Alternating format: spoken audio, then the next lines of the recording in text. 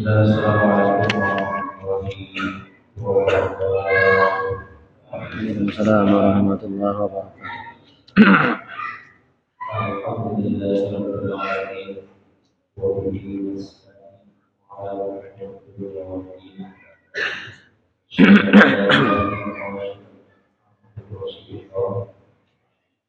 Allahumma shalli ala sayyidina Muhammadin wa ala alihi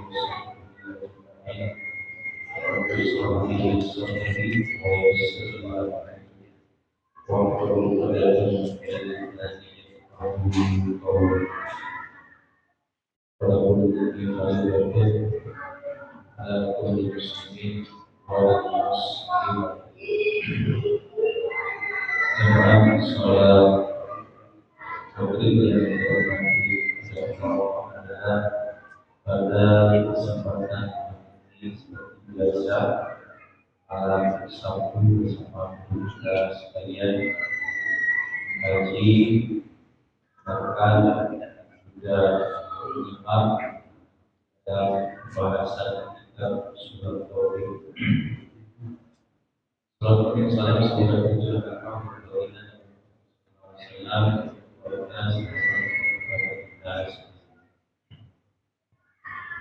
jemaah sekalian yang dirahmati oleh Allah, alhamdulillah tidak banyak kalanya kami sampaikan sama-sama kita simak dan kita buka dan juga sekali sesi kajian kita ini bisa ada sesi tanya jawab pertanyaan karena pertanyaan dari Bapak sekalian mewakili yang baik dari orang yang biasa menjadi aktif dan salah satu hari sama kita awali dari bersama dan di sini ala dunia wa dunia salihah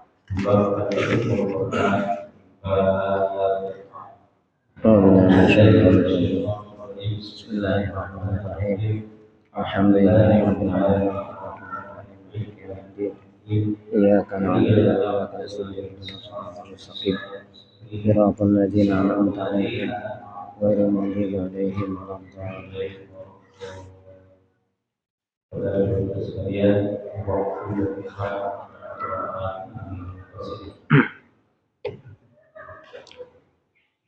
Assalamualaikum warahmatullahi wabarakatuh.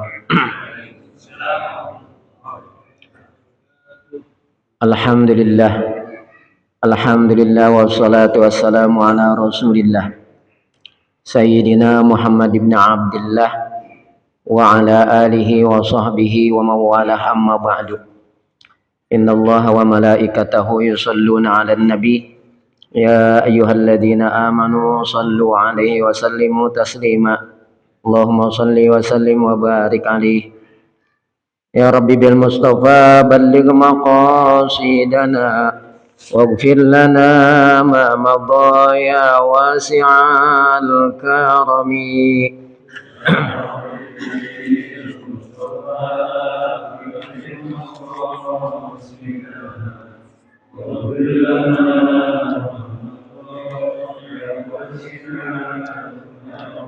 محمد سيد الكونين والثقلين والفريقين من عرب ومن عجم.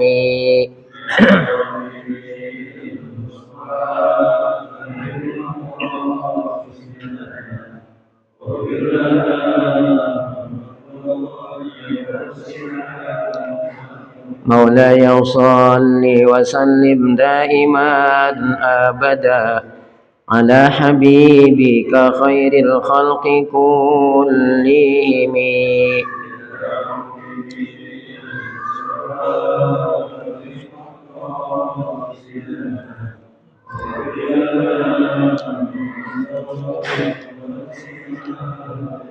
هو الحبيب الذي ترجى شفاعته لكل هول من الأهوال مقتحم.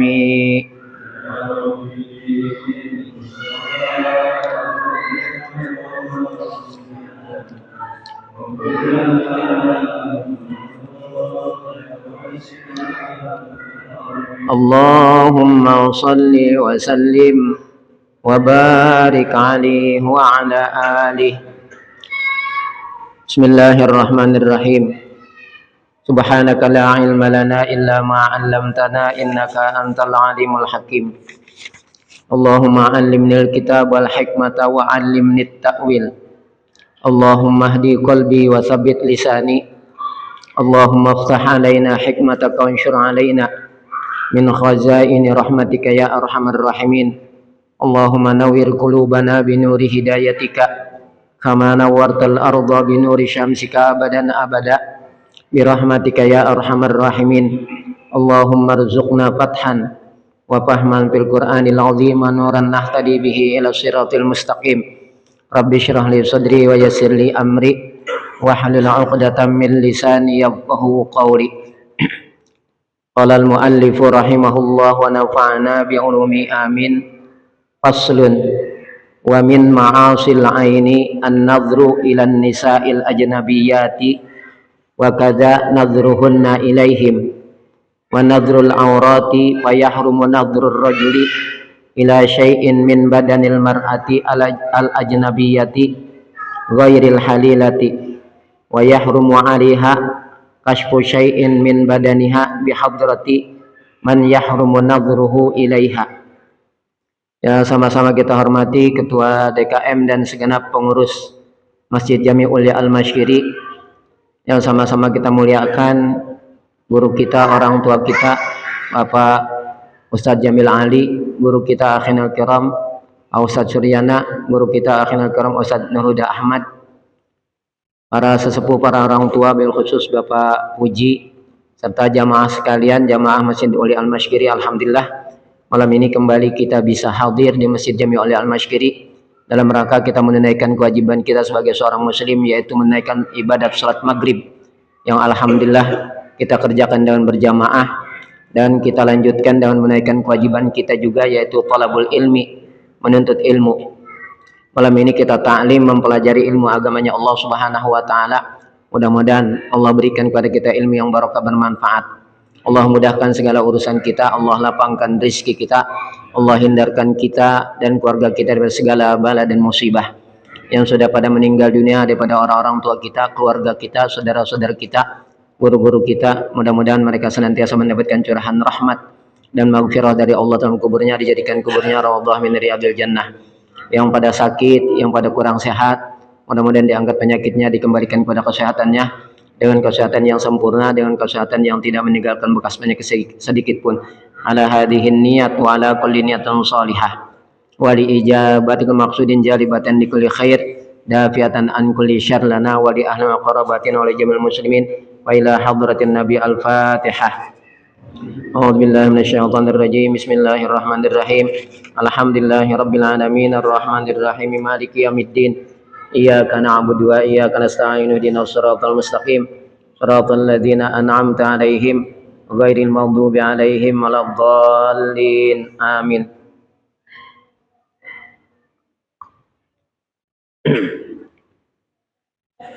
Bismillahirrahmanirrahim. Qala al-muallif rahimahullah wa nafa'ana bi ulumi amin.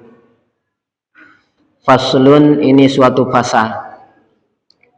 Wa min ma'asil aini, dan diantara maksiat mata. An-nadhru ilan nisa'i al-ajnabiyati, adalah memandang kepada perempuan-perempuan ajnabiyat. Perempuan-perempuan ajnabiyat adalah perempuan-perempuan yang kita halal menikah dengan mereka. Ya, itu ajnabiyat, orang yang perempuan yang halal kita nikahin. Wa kadza nadhruhunna ilaihim. Begitu pula di antara maksiat mata adalah memandangnya kaum perempuan ilaihim, kepada kaum laki-laki. Jadi bukan hanya laki-laki aja yang nggak boleh memandang perempuan, perempuan juga sama, nggak boleh memandang laki-laki. Bukan hanya laki-laki saja yang nggak boleh memperhatikan perempuan, perempuan juga sama, nggak boleh memperhatikan laki-laki. Kita terus terang saja, di antara yang berat untuk kita jaga adalah pandangan kita, ya. Walaupun udah tua juga tetap aja masih doyan. Ya, sama yang segar-segar masih doyan ya, walaupun udah tua. Nah, yang udah tua masih doyan nggak tuh main segar-segar? Itu ya. Hanya seorang tua yang iya. Apalagi yang masih muda, kayak Ustadz Bari, termasuk saya, sama gitu ya. Walaupun Ustadz juga manusia gitu ya. Nah, mana dasarnya atau dalil yang memerintahkan kita agar menundukkan pandangan kita terhadap kaum perempuan? Begitu pula kaum perempuan harus atau wajib menundukkan pandangannya terhadap laki-laki. Allah Ta'ala berfirman di dalam Al-Quran, kullil mu'minina yaghuddu min absarihim wa yahfadhu furujahum wa kullil mu'minati yaghuddna min absarihinna wa yahfadna furujahunna. Katakan olehmu wahai Muhammad kepada laki-laki mukmin, yaghuddu min absarihim wa yahfadhu furujahum, agar mereka menundukkan pandangan mereka terhadap kaum perempuan, wa yahfadhu furujahum, dan agar mereka menjaga kemaluan mereka.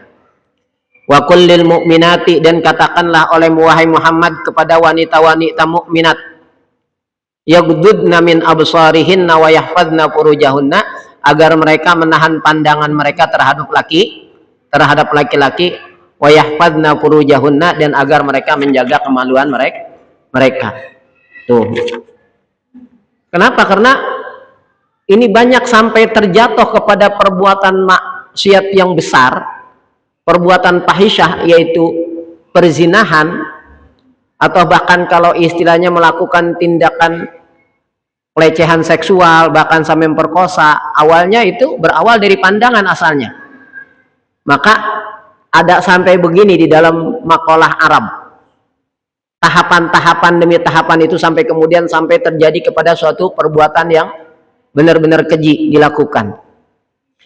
Yang pertama, panazratun, pabtisamun, pasalamun, pakalamun, pamau'idun, faliqaun. Panadrotun berawal daripada pandangan. Tuh udah mandang, saling pandang memandang, terus pabtisamun, dipancing sama senyuman. Ya, berawal dari pandangan.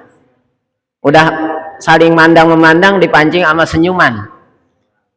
Senyuman berbalas senyum juga. Nah, kalau gitu udah pasalamun, ada mulai kirim salam ya sama si fulanah gitu. Ya. Lalu salamnya terbalas, ya, salamnya terbalas. Udah pakalamun, kalau begitu udah mulai berani ngomong dah, berani mulai ngobrol, tanya alamat gitu kan ya. Kalau sekarang minta nomor telepon gitu ya. Nah, udah pakalamun, udah sering ngobrol, pamau'idun, lalu buat janji ketemuan di mana gitu ya, Ustaz Suryana, di warung bakso gitu ya. Janji ketemuan lah. Kalau udah buat janji pamau'idun palikoun, lalu ketemuan. Kalau udah janji akhirnya ketemuan. Kalau udah ketemuan, ada istilah pepatah, selanjutnya terserah Anda, begitu katanya. Ya. Kalau udah ketemuan akhirnya istilahnya selanjutnya terserah Anda. Nah ini yang selanjutnya terserah Anda itu yang paling bahaya gitu kan. Nah makanya Al-Quran itu dalam rangka untuk menghindarkan manusia daripada jatuh kepada perbuatan yang keji yaitu perzinahan, maka ditutup dulu celahnya. Kalau dalam istilah syariat saddud dzari'ah. Makanya walak taqrabuz zina, jangan kamu sekalian mendekati zina. Apa-apa yang bisa menjadi celah seseorang jatuh kepada perbuatan zina itu dilarang. Kalau anak-anak muda, mohon maaf, kadang-kadang istilahnya mojok-mojok begitu ya, berduaan, itu haram.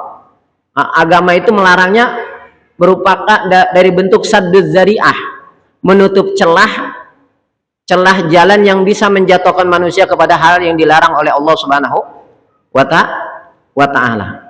Tuh. Fayahrumun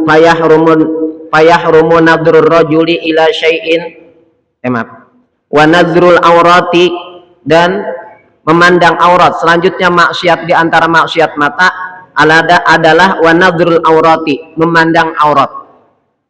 Fayahrumu nadrul rajuli ila syai'in min badanil mar'ati, maka haram memandangnya seorang laki-laki ila syai'in min badanil mar'ati, kepada sesuatu daripada anggota badan perempuan, al ajnabiyati, yang ajnabiyah, ghairil halilati, yang bukan istri.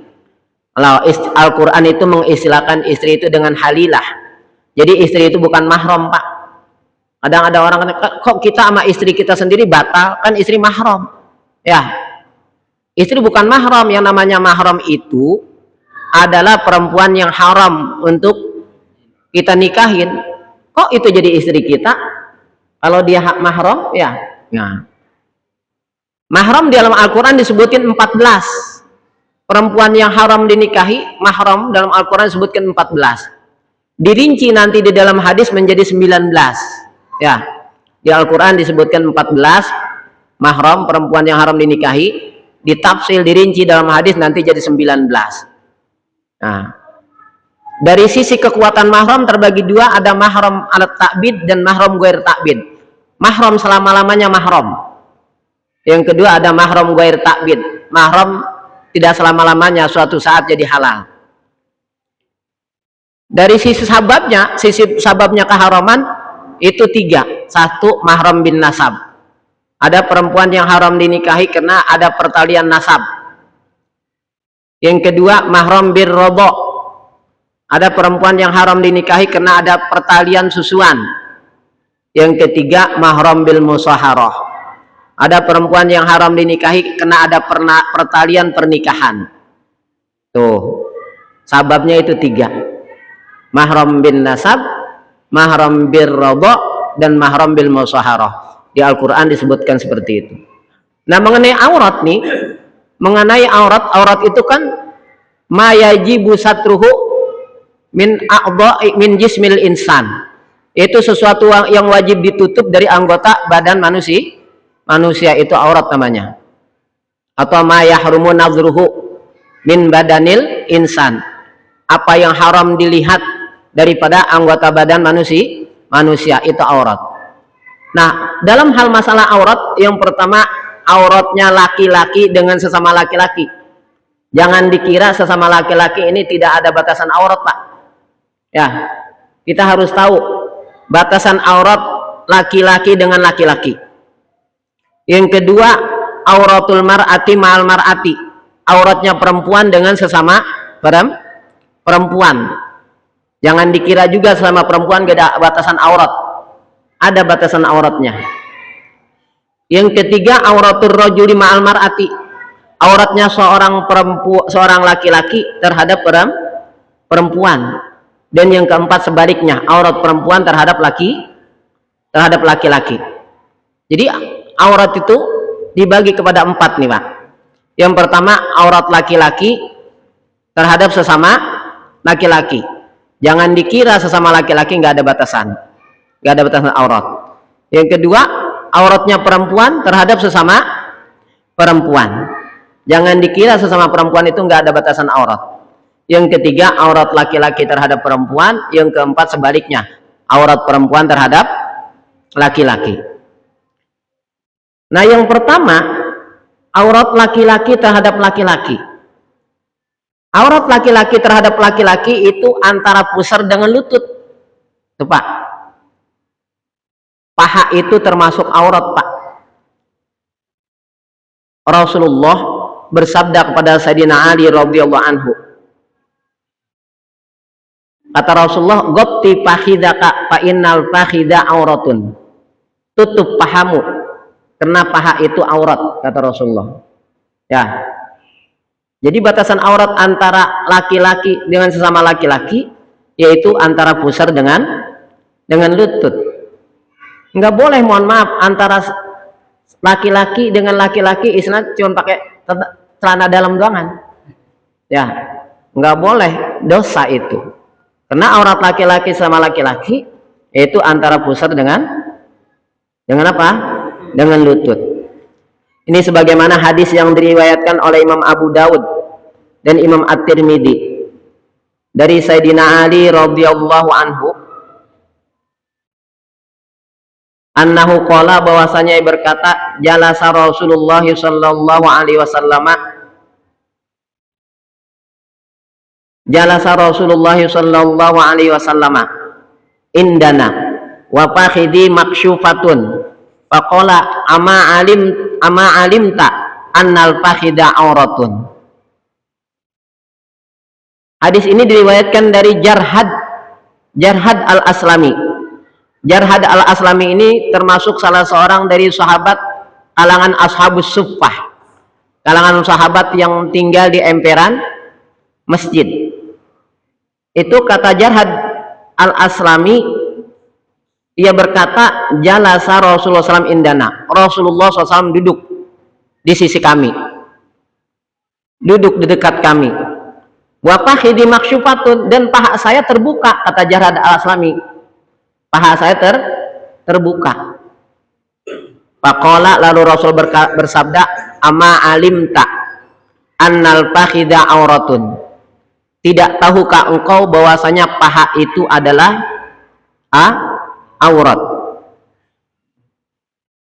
Tidak tahukah engkau bahwasanya paha itu adalah aurat?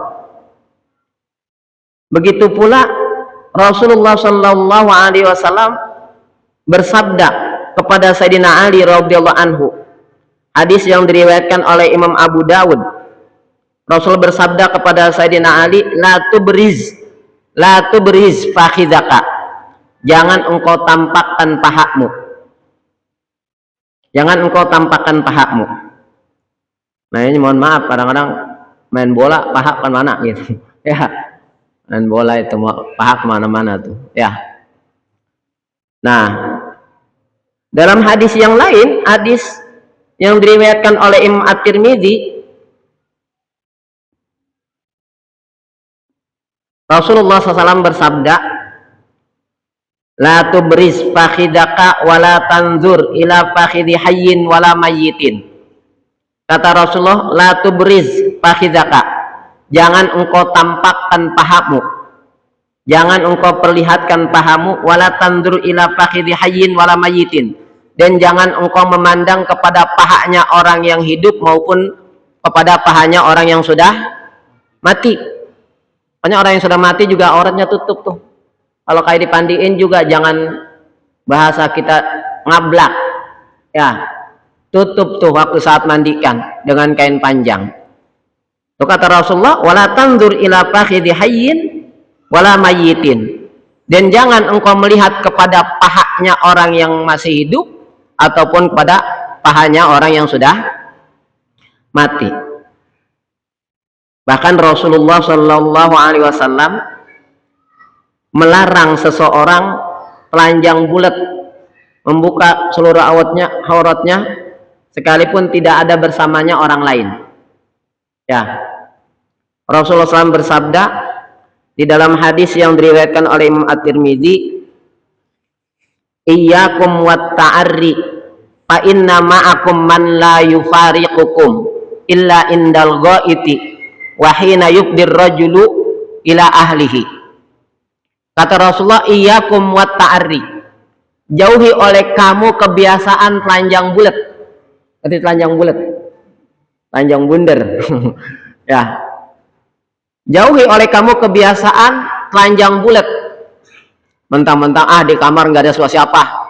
Ya, itu. Kenapa demikian? Fa inna ma'akum man la yufarikukum. Karena bersama kamu ada yang tidak pernah bisa berpisah dengan engkau. Siapa? Yang pertama Allah. Dia selalu melihat kita. Yang kedua, para malaikat. Illa indal ghaiti, kecuali pada saat kita ghaid, buang air besar. Kalau pada saat buang air besar, malaikat nyingkir. Ya, nggak ngeliatin kita gitu. Pada saat kita mah gitu. Illa indal ghaiti, kecuali pada saat buang air besar. Pada saat wahina yubdir rajulu ila ahlihi, dan ketika seseorang bersetubuh dengan istrinya. Nah, kalau lagi bersetubuh malaikat juga nyingkir tuh. Tapi setan dia lihat. Makanya Rasulullah ngajarin. Itu kata Rasulullah, satru ma baina auratir rajuli baina auratir rajulil muslimi wa baina a'yunil jinni ayyakula, penghalang antara auratnya seorang muslim dengan pandangan jin, dia mengucap pada saat dia menanggalkan pakaiannya, bismillahilladzi la ilaha illa huwa. Itu Pak, kalau kita mau buka pakaian di kamar kayak apa, ganti pakaian nih, itu sebelum itu kita baca bismillahilladzi la ilaha illa huwa. Itu penghalang antara aurat seorang muslim dengan pandangan jin. Jadi jin nggak ngeliat. Wah, gelap kata jin nih, nggak kelihatan. Ada apa ini gelap ini? Tapi listrik gak mati. Listrik hidup tapi gelap, saya nggak ngeliat. Gitu. Nah itu Pak, ucapkan bismillahilladzi la ilaha illa huwa. Itu adalah penghalang antara auratnya seorang muslim dengan pandangan jin kepada kita, adalah kita mengucapkan ketika kita menanggalkan pakaian kita, bismillahilladzi la ilaha illa huwa. Gampang Pak, bismillahilladzi la ilaha illa huwa. Kalau mau masuk ke kamar kecil, ke kamar mandi, itu kita baca doanya bismillah, Allahumma inni a'udzubika minal khubusi wal khabaisi. Itu pakai bismillah. Bismillah, Allahumma inni a'udzubika minal khubusi wal khabaisi. Ketika kita menanggalkan pakaian di kamar mandi, jin gak ngelihat. Karena kalau jin Pak, dia ngelihat kita, kita nggak ngelihat mereka. Allah Ta'ala berfirman di dalam Al-Quran tuh, ya, kata Allah Subhanahu wa Ta'ala apa itu? Innahu yarakum huwa wa qabiluhu min haitsu la tarawnahum. Kata Allah dalam Al-Quran, innahu yarakum, sesungguhnya jin, huwa wa qabiluhu, dia dengan bangsanya, yarakum, melihat kamu sekalian, min haitsu la tarawnahum, dari tempat yang kamu tidak melihat mereka. Pak, kita ngelihat jin nggak? Nah, tapi kalau jin ngelihat kita, ya, jin sama bangsanya ngelihat kita. Kita mah nggak bisa ngelihat jin. Allah Ta'ala berfirman di dalam Al-Quran, innahu yarakum huwa wa qabiluhu min haitsu la tarawnahum. Sesungguhnya dia, jin dengan bangsanya, itu yarakum, melihat kamu sekalian, min haitsu la tarawnahum, dari tempat yang kamu tidak bisa melihat mereka.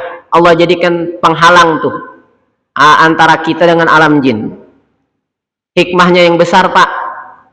Coba Pak, kalau kita seandainya setiap saat itu bisa ngelihat jin, Pak, bagaimana kira-kira?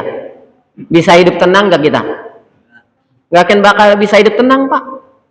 Makan juga kita mungkin nggak bisa makan, jijik ngelihat bentuk jin yang jorok, yang apa, yang jelek. Ada orang gambarin setan itu dengan bentuk yang ganteng. Setan makan ada yang matanya apa merah, berdarah dan sebagainya lah, ada yang bolong ononya. Jelek semuanya setan mah. Kalau kita oleh Allah Ta'ala dibuka penghalang antara alam kita dengan bangsa jin, kita nggak bisa hidup tenang nih kita. Ya, nggak bisa hidup tenang. Mau makan juga susah, mungkin jijik. Ya, kan mereka khobais, bangsa yang kotor. Ya, bangsa yang kotor. Memang sehari-harinya mereka kelakuannya kotor. Hidup juga di sesuatu yang kotor, makanannya juga kotor. Ya, kira-kira kita bisa makan nggak? Mungkin kita sebelum makan juga muntah duluan. Itu hikmahnya. Tapi mereka melihat kita, innahu yarakum huwa wa qabiluhu min haitsu la tarawnahum. Sesungguhnya jin dengan bangsanya melihat kamu sekalian dari tempat yang kamu tidak melihat mereka. Tuh. Nah, maka ketika kita hendak menanggalkan pakaian, Pak, karena mereka bangsa jin itu melihat kita, ini jangan sampai aurat kita ini kelihatan oleh bangsa jin. Ya, nah kelihatan loh tuh punyanya gitu ya. Kita tutupin Pak pandangan jin dari aurat kita dengan mengucap apa? Bismillahilladzi la ilaha illa huwa. Kalau kita mau ke kamar mandi, kita nanti akan buka pakaian di kamar mandi. Sebelum kita masuk kamar mandi, Bismillah. Allahumma inni a'udzubika minal khubusi wal khaba'isi. Nah, itu aurat laki-laki sesama laki-laki antara pusat dengan lutut. Sekarang aurat perempuan dengan sesama perempuan, itu juga bukan berarti nggak ada batasan sesama perempuan. Aurat perempuan dengan perempuan, fahiya ka auratir rajuli ma'ar rajuli. Aurat perempuan dengan sesama perempuan sama seperti aurat laki-laki dengan sesama laki-laki, yaitu antara pusat dengan lutut tuh, sesama perempuan ya. Aurat perempuan sesama perempuan itu fahiya ka auratir rajuli ma'ar rajuli ay minas surrati war rukbati, itu seperti auratnya laki-laki dengan sesama laki-laki, yaitu antara pusar dengan lutut. Nah, yang ketiga sekarang, aurat laki-laki bin nisbati lil mar'ati. Aurat laki-laki di hadapan perempuan ajnabiyat, perempuan yang lain nih. Kalau aurat laki-laki terhadap perempuan itu ditafsir. Kalau dia itu mahram, ada hubungan mahram seperti bapak, saudara laki-laki, paman, ya, paman dari ayah yaitu am, paman dari ibu yaitu khalun. Nah, itu auratnya antara pusar dengan lutut. Sedangkan di hadapan ajnabiyat, ya, terhadap orang lain, itu aurat laki-laki dinisbatkan kepada perempuan. Jadi yang wajib kita tutup nih laki-laki nih, dari pandangan perempuan, aurat kita di hadapan perempuan. Apa itu? Di hadapan perempuan itu fakadzalika auratuhu minasurrati ilar rukbati. Itu sama auratnya antara pusar dengan lutut. Dalam satu kaul jami'u badanir rajuli auratun. Dalam satu kaul semua badan laki-laki itu aurat di hadapan perempuan, gitu ya. Karena tadi kan dalam firman Allah Ta'ala, wa kullil mu'minati yaghdudna min absarihinna wa yahfadna furujahunna. Tapi yang terkuat yaitu begitu pula fakadzalika auratuhu minasurrati warukbati. Auratnya laki-laki di hadapan perempuan yang ajnabiyat antara pusar dengan lutut. Nah, tapi dalam satu kaul jami'u badanir rajuli auratun. Semua badan laki-laki di hadapan perempuan juga aurat. Jadi kalau kita cuma pakai kaos oblong tuh, di hadapan perempuan banyak pakai kaos oblong. Ngerti kaos oblong? Kaos oblong yang segini tuh, ya. Nah itu kalau dalam satu kaul tersebut, ketika aurat laki-laki, semua badan laki-laki itu aurat di hadapan perempuan lain, itu berarti nggak boleh ditampakkan. Tapi kaul yang terkuat yaitu sama, fakadzalika auratuhu minasurrati ila rukbah. Begitu pula auratnya laki-laki antara pusat dengan lutut. Gitu. Sekarang aurat perempuan, amma auratul mar'ati bin nisbati lirrajuli. Sekarang aurat perempuan dinisbatkan kepada laki-laki. maka fajami'u badaniha auratun ala sahih. Maka semua badannya perempuan itu auratun, itu adalah aurat ala sahihi menurut pendapat yang sahih. Gitu. Nah, sebagian ulama yaitu antara pusar dengan antara apa? Yaitu muka dengan telapak tangan. Itu ulama Malikiyah dan Hanafiyah. Itu auratnya perempuan itu yaitu semua badannya kecuali apa? Muka dengan telapak tangannya. Kalau Syafi'iyah dan Hanabilah semua badan perempuan itu aurat. Ya. Nah, dalam mazhab Maliki dan Hanafi itu semua badan perempuan itu aurat kecuali muka dengan telapak tangan. Nah, itu batasannya.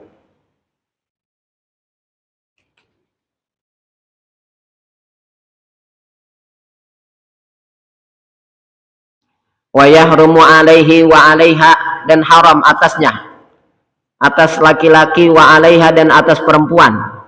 Sama nih, haram atas baik laki-laki, wa alaiha, dan atas perempuan, kasfu syai'in mimma baina surrati wa rukbati, membuka sesuatu di antara pusar dengan lutut, bihadrati muttali'in alal aurat, di hadapan orang yang boleh melihat atas aurat, walau ma'ajinsin, walaupun sesama jenis, wa mahramiyatin, maupun secara sama mahram, ghairi halilin, selain suami. Kalau suami mah semua badan istrinya boleh lihat gak? Boleh, Pak. Kalau suami terhadap istri, semua badan istri kita, semua anggota badan istri kita boleh kita lihat, halal. Ya, kalau selain suami mah ada batasannya tuh. Kalau sama suami mah istri nggak ada batasannya tuh aurat, buka-buka aja semua. Ya, itu ghairi halil. Al-Qur'an itu mengistilahkan itu suami atau apa istri itu, kalau suami namanya halil, kalau istri namanya halilah. Makanya ketika Allah Ta'ala menyebutkan tentang wanita di antara wanita yang mahram di Al-Qur'an adalah apa? Wa halailu abnaikumul ladzina min aslabikum. Tuh, halail jama' daripada halilah. Istri di Al-Qur'an disebutkan dengan halilah. Artinya wanita yang sudah halal bagi kita untuk kita pergauli. Bukan mahram. Jadi istri mahram, ada salah nyebut. Oh, kita batal sama istri kita, kan mahram dia. Nah, mahram sih jadi istri kamu gitu ya. Yang namanya mahram itu orang yang haram di nikahi. Istri itu disebut halilah. Al-Quran ketika menyebutkan mahram di antara perempuan yang haram dinikahi adalah wahalailu abnaikumul ladzina min aslabikum, dan istri anak kandungmu, anak sulbimu, apa namanya tuh? Istri anak kandung kita apa namanya? Mantu. Itu dia adalah halailu abnaikumul ladzina min aslabikum wa halailu abnaikumul ladzina min aslabikum. Al-Qur'an tuh menyebutnya begitu. Wa halailu abnaikumul ladzina min aslabikum, dan istri-istri anak kandungmu, mantu ya. Itu mahram kita. Jangan sampai apa itu mertua sama mantu kawin. Ada, Pak, yang begitu. Ya, semuanya anaknya udah meninggal. Ya, anaknya punya istri nih. Terus anaknya meninggal lebih dulu tuh daripada apa? Si bapaknya. Si bapak demen sama mantunya. Sampai nikah. Haram. Kalau haram walaupun dia kemudian berumah tangga, ya zina terus. Karena haram menikahnya. Dia kirain dengan nikah jadi lantas jadi halal. Tidak, haram karena haram nikahnya. Mahram. Dan itu mahramnya ala ta'bid, mahram selama-lamanya, bukan mahram ghair ta'bid. Ya. Tuh saya ngelihat tuh di HP tuh. Ya. Ya, ada apa itu? Mantu kawin sama mertua. Ya. Mertua demen sama mantu. Nah, itu mah udah zaman edan namanya, ya, begitu. Jadi itu suami halil, istri halilah namanya. Al-Quran mengistilahkan itu ketika menyebutkan mahram diantaranya yaitu wahalailu abnaikumul ladina min aslabikum, dan istri-istri anak sulbimu, anak kandungmu. Kalau istri anak angkat mah halal ya, istri anak angkat halal. Itu seperti bekas istri Zaid kemudian dinikahkan oleh Allah Ta'ala kepada Rasulullah. Allah yang menikahkan kepada Rasulullah bekas istri Zaid. Falamma qada Zaidun minha wataran zawwajnakaha likai la yakuna 'alal mu'minina harajun fi azwaji adiyaihim. Falamma qada Zaidun minha wataran, tatkala Zaid sudah tidak berhasrat lagi kepada istrinya, zawwajnakaha, maka kami nikahkan dia kepada engkau wahai Muhammad. Gempar Pak, sama orang-orang yang benci itu, orang-orang munafik digoreng gitu. Ya, Muhammad menikahi bekas istri anaknya gitu. Padahal mah anak kandung mah bukan siapa-siapa, bukan anak. Ya. Makanya anak kandung, anak apa? Anak angkat, maaf. Ya. Muhammad telah menikahi istri bekas anak apa itu namanya? Bekas istri anaknya gitu. Muhammad telah menikahi bekas istri anaknya. Rame Pak. Untung belum zaman medsos waktu itu. Kalau zaman medsos udah sedunia itu rame Pak. Ya, gitu ya. Nah, turun ayat itu tuh. Ya. Falamma qada Zaidun minha wataran zawwajnakaha likai la yakuna 'alal mu'minina harajun fi azwaji adiyaihim. Tatkala Zaid sudah tidak berhasrat lagi kepada istrinya, dicerai itu sama Zaid istrinya tuh, zawwajnakaha, maka kami nikahkan engkau kepada dia gitu. Hikmahnya apa? Likai la yakuna 'alal mu'minina harajun fi azwaji adiyaihim, supaya tidak ada dosa atas orang-orang yang beriman menikahi anak angkat mereka. Itu begitu. Makanya anak angkat itu kan nggak boleh dibinkan ke bapak angkat, ya. Itu seperti itu. Karena anak angkat belum siapa. Dulu sebelum turun ayat dalam surat Al-Ahzab itu para sahabat kalau manggil Zaid bin Muhammad, ya, memanggil Zaid bin Muhammad dulu sebelum turun ayat dalam surat Al-Ahzab tentang hukum anak angkat itu. Turun ayat tuh, wa ma ja'ala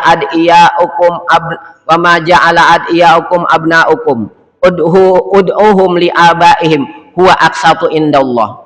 Allah tidak menjadikan anak-anak angkat kamu itu sebagai anak kamu. Ya, ud'uhum li abaihim, panggil mereka kepada bapak-bapak asli mereka, kepada bapak aslinya.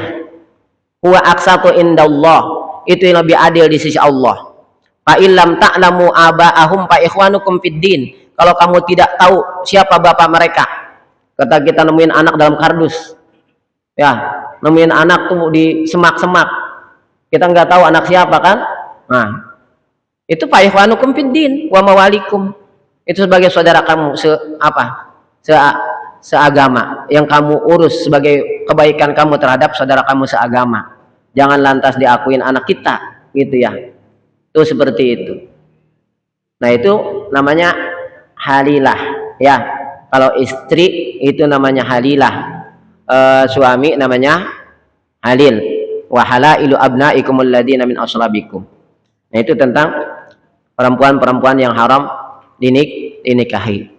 Nah, kita lanjutkan nanti insyaallah, mudah-mudahan masih mungkin ada waktu untuk ditanyakan, silakan. Saya tutup dengan wallahu a'lam bishawab. Wassalamualaikum warahmatullahi wabarakatuh. Waalaikumsalam. Baik, silakan yang mau diskusikan terkait dengan bahas baik itu pasal mengenai persemakna juga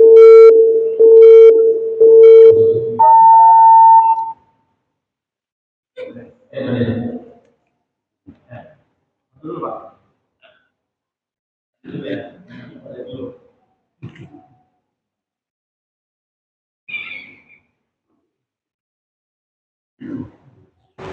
Assalamualaikum warahmatullahi wabarakatuh. Mau tanya Pak Ustadz, tentang tadi aurat kita itu hanya di atas antara lutut sampai dengan pusar.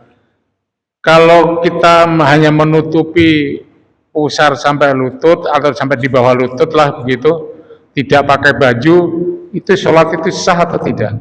Terima kasih. Ya.